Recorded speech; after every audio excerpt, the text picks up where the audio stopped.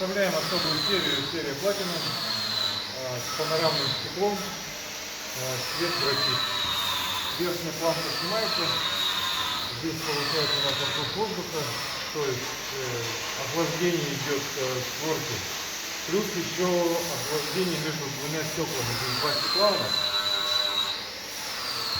Получается здесь внутреннее стекло, которое сильно нагревается, здесь стороннее стекло.